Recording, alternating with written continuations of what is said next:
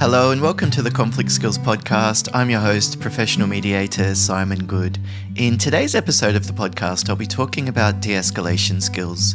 I have received a few messages about this recently, just different questions relating to de-escalation. How do I calm? One of them was about my kids down when they're in full-on meltdown mode. And another question that really stood out to me was a challenge dealing with a neighbour who was speeding. And when the person who wrote me the message went and talked to them, they said that the neighbour just hit the roof. You know, how dare you accuse me of whatever it was, like endangering kids or something like that. And so I thought it might be a helpful topic just to revisit. How do we bring someone down when they're seeing red? They're really in that red zone of the fight or flight response and they're on the attack. And we're needing to, first of all, contain that situation. But in many of these types of conversations, we've actually got something that we want to achieve. We hope that the neighbour will see where we're coming from about the speeding and agree to slow down. We want our kid to put on their socks and get ready for school, or whatever it was that triggered their meltdown that they're having in the moment. And so I'll talk about some different tools that we can use to manage that and, I suppose, influence the other person as much as possible. Of course, we can't guarantee that they'll calm down, but there are 100% things that we can do that increase the chances of increasing the speed in which they do that, getting them to calm down more quickly. The topics that I'll be talking about today, I'll explain the fight or flight response, talk a little bit about voice and body language, and then briefly touch on the four pretty much essential tools of empathetic listening, I think. One is active listening, just what does empathy look like? And then how can we build in certainty, autonomy, and fairness? Empathy, certainty, autonomy, fairness, in combination with using the right tone of voice and the right body language, those are the essential tools that we need to help somebody else to calm down and to de-escalate a situation. I think that this topic of de-escalation is actually so important that if it isn't done well, if we don't find a way to de-escalate someone, it actually undermines every other effort that you make to resolve a situation. I'll say that again. If you don't de-escalate well, it can actually undermine every other effort you make to resolve a situation, whether you're managing conflict or confronting someone about something or dealing with a complaint. It doesn't matter what else you do to actually solve that problem. If the person's still in seeing red zone, fight or flight mode of activation, then they've got a really limited ability to think clearly. There will be very limited buy-in to whatever the plan is or agreement is that you reach and come up with at the end of the conversation. And the reason for this is that we've evolved in a hostile environment. If we think about that fight or flight response that all humans have and other mammals have as well, by the way, it's because of the environment that we've lived in. We haven't been safe. There's been animals literally that would attack us and eat us that are threats. And so we've developed mechanisms for dealing with things like that.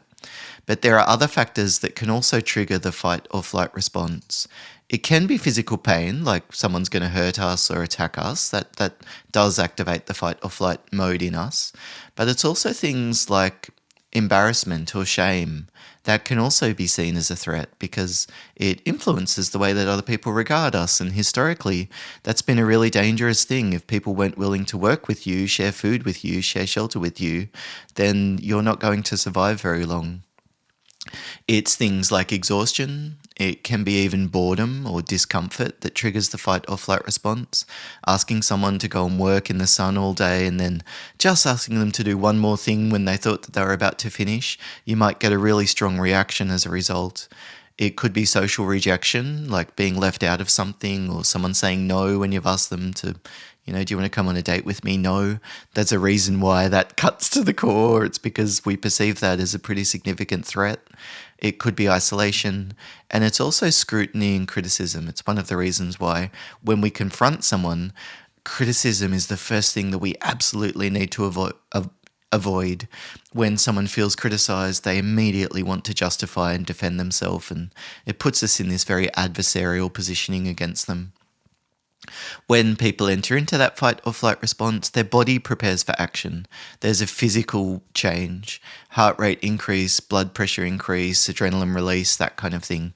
You might notice then as a result your muscles are tense or you feel more agitated. This is a sign of going into that fight or flight mode. Like, you have to stand up in front of your colleagues and give a presentation. You might feel like you need to go to the toilet, or you can't sit still, or your mind just can't focus on something.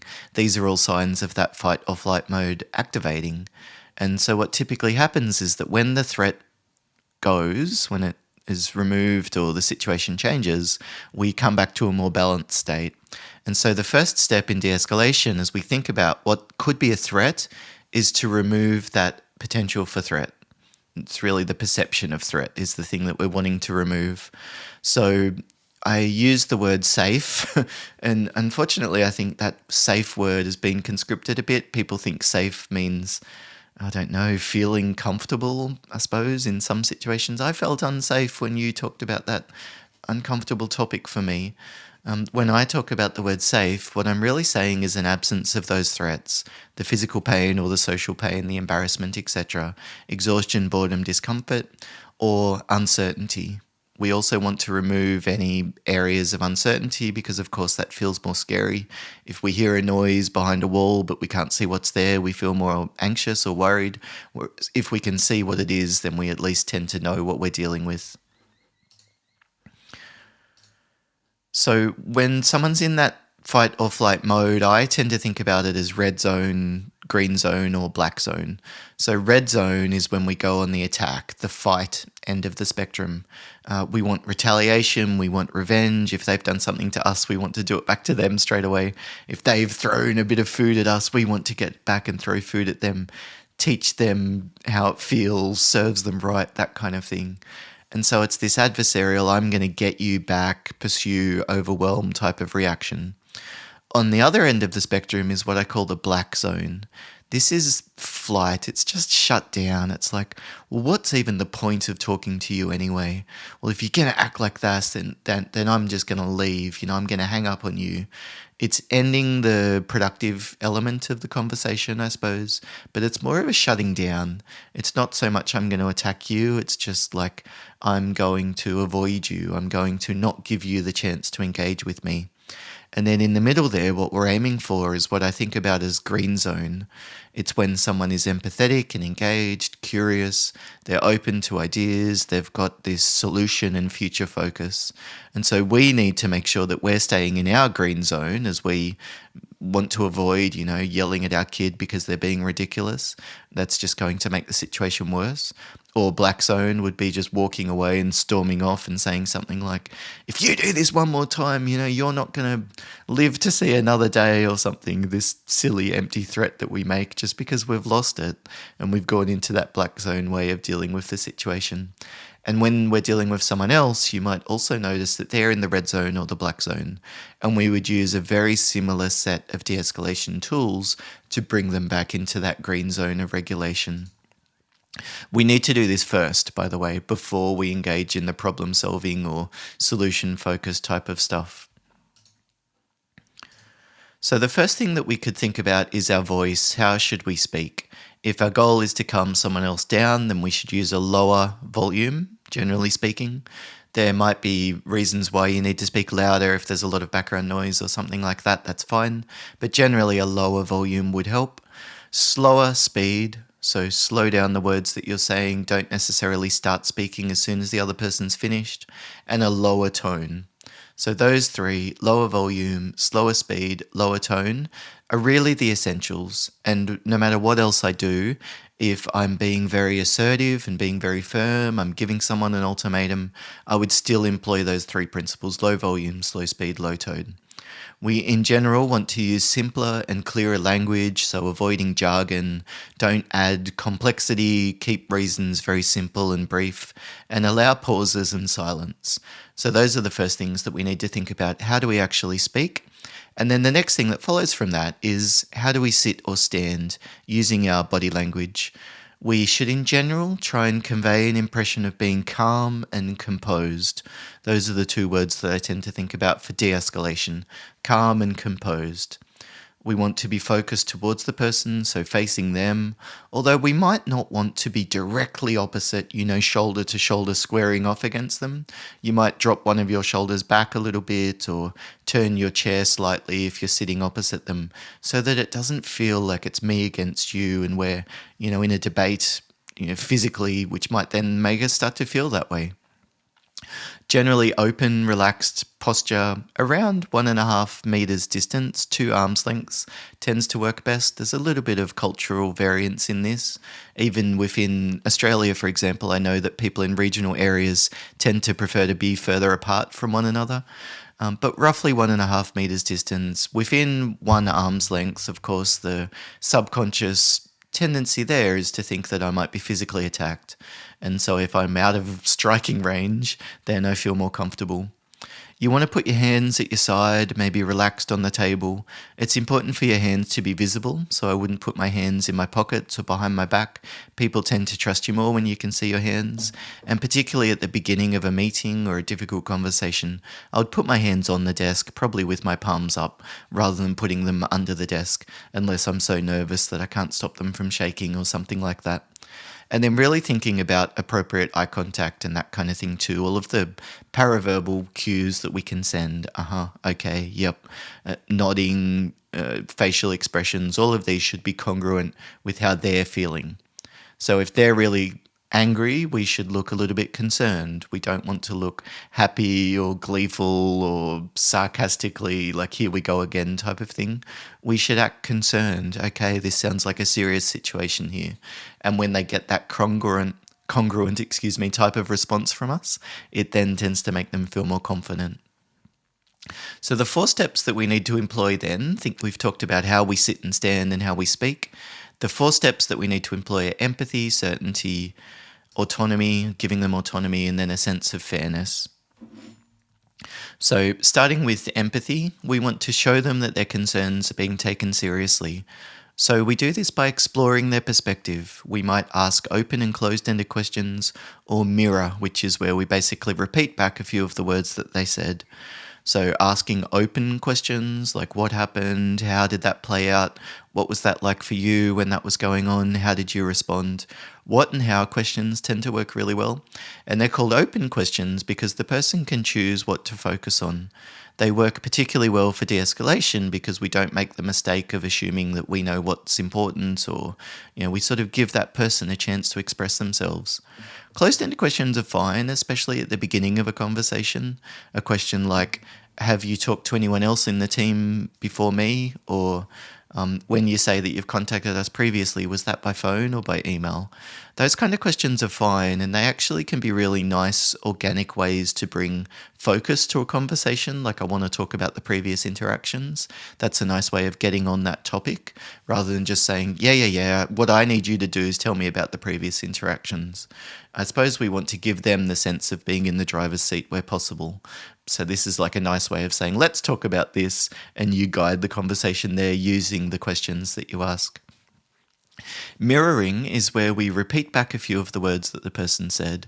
So if they say something like, this is ridiculous, or I don't want to go, or I've told you this 3 times, or you're the 3rd person I've come and spoken to about this, we just repeat back a few of the words that they've used. I'm the 3rd person you've spoken to? Yes, I was just in here last time and I told them that if you don't fix this, then I demand a refund. It's at the point where if it's not fixed, you expect a refund.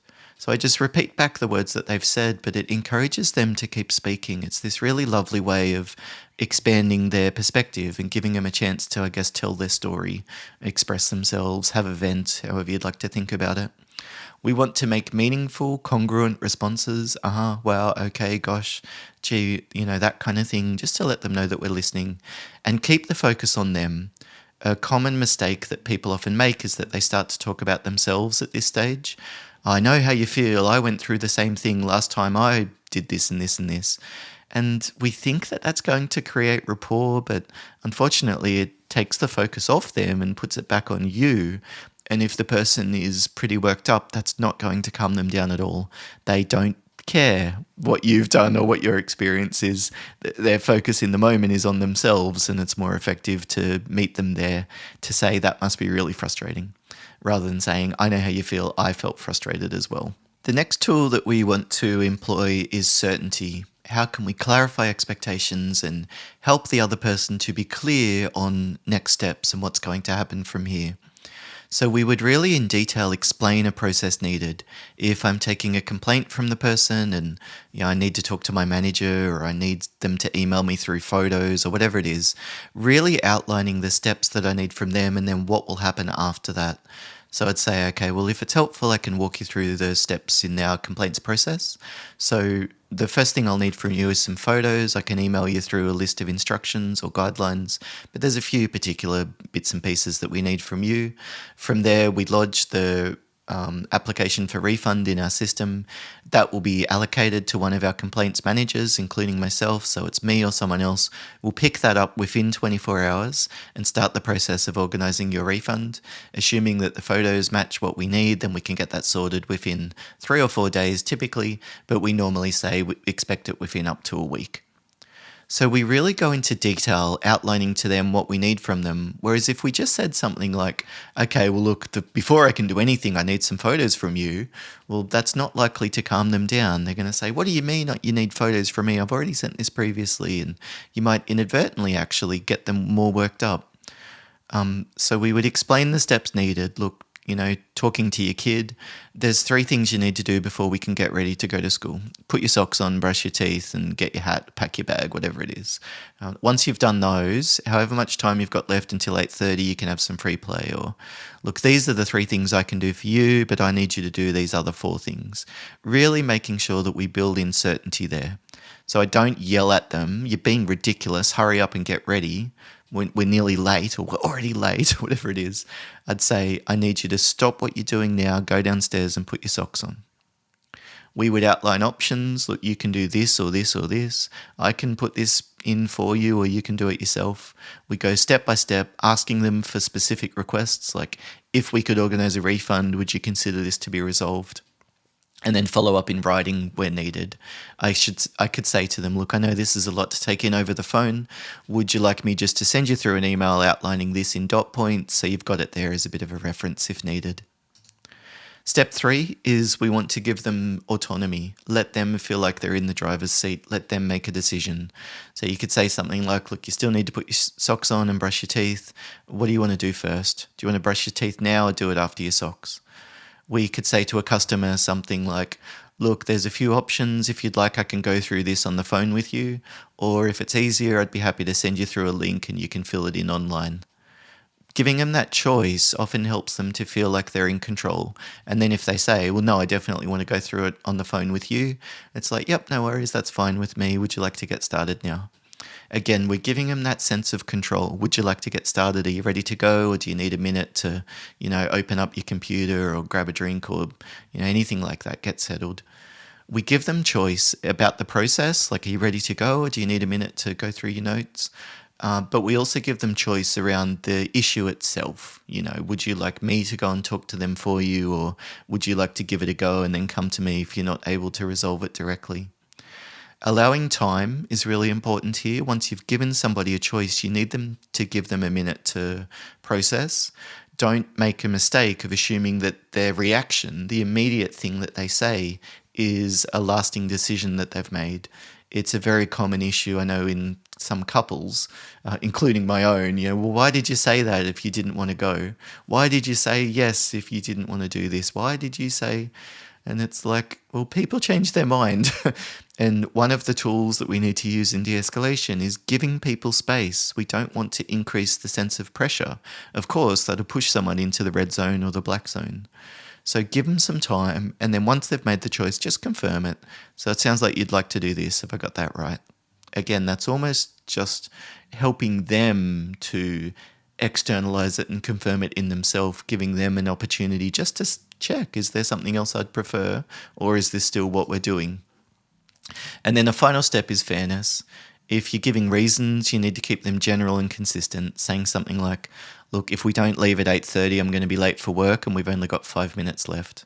We don't have time. We've only got 5 minutes until 8:30. That's when we need to leave. Or talking to someone about reasons for a bad decision, something that they're not happy about. look, I'm sorry, in this situation, it's outside of the guidelines for promotion. I know that you feel like your work warrants a promotion, and as I've said, if I could make an exception, I'd be happy to consider it. In this case, what you've done is outside the guidelines that we have, so there's really nothing that I can do. So keeping those reasons general. You might have an opportunity to offer compensation sometimes, like maybe someone's missed out on a promotion, but you can give them a new project to work on, or give them a day off, or a training course, or I don't know, maybe there is something that you can offer them, a nicer desk at the office. If you're not able to help your kid get dressed because you're rushed for time or you want them to do it themselves, maybe there's a little thing you can offer them. No, you need to get dressed yourself, but if you like, I can help you pack your bag or pack your lunchbox or something. No, there's no lollies, there's no dessert tonight, but if you like, I'd be happy to read you a story. People often feel happy with an outcome if they feel like they're getting something in return. And interestingly, even when something goes wrong, like at a restaurant when someone's meal is late or there's a mistake with someone's order, customers are actually more likely to go back to the same restaurant, even when a mistake was made, if they feel like there was a fair type of way that it was dealt with and that it was given adequate importance. So if the wait staff came over and said, gosh, I'm so sorry, I'm going to go and talk to the staff in the restaurant, the cook, the chef, and get him to organise a replacement as soon as possible. Again, I'm so sorry, what if we organise a free drink? Would you like a glass of wine or something while you're waiting? That type of a response tends to actually make people feel more inclined to go back and visit a business again. So the same thing, of course, would be true for a staff member. If they're not happy about something that's happened at work, maybe there's a way for you to give them a little bit of extra support, a little bit of kindness, a little bit of unexpected specialness to them, if you know what I mean, like taking them out for a drink or something, if that's the kind of thing that would resonate with them. That might mean that they can settle and accept a decision that went against them or a challenge that they've needed to overcome without support, and maybe it hasn't been fair, like you've wanted to give them something but unfortunately due to constraints around budget or staffing or something like that, you haven't been able to. I know for me, it's been a tool I've really used a lot with clients when I've needed to reschedule sessions, for example. I always offer something like, I'm so sorry, would it be helpful to organise an additional session? You know, I know it's challenging getting all of your staff to move from this date to this date. If there's any stragglers that you're not able to organise, I'd be happy to do a one-on-one online session with them or give them free access to an online course or something like that. It's kind of like I know I'm causing you this inconvenience, and ahead of time, I just wanted to try and be fair. And whether or not people take you up on that offer that you're making to them, the key here is the message that they're getting, which is that this is a fair process. So I hope that that's helpful for you, talking about body language and tone of voice, and then stepping through those 4 essential tools there of empathy, certainty, autonomy, and fairness. If you've got a question about this or a topic that you'd like me to cover in a future episode of the podcast, you can shoot me an email. It's podcast@simongood.com. And I'm actually launching a free version of De-Escalation skills training on my website shortly. So if you'd like to register for that, I'll put a pre-registration link on the website as well. I'll try and do that today before the podcast episode goes live. Thank you so much for listening. Hope to see you again in a future episode. Bye for now.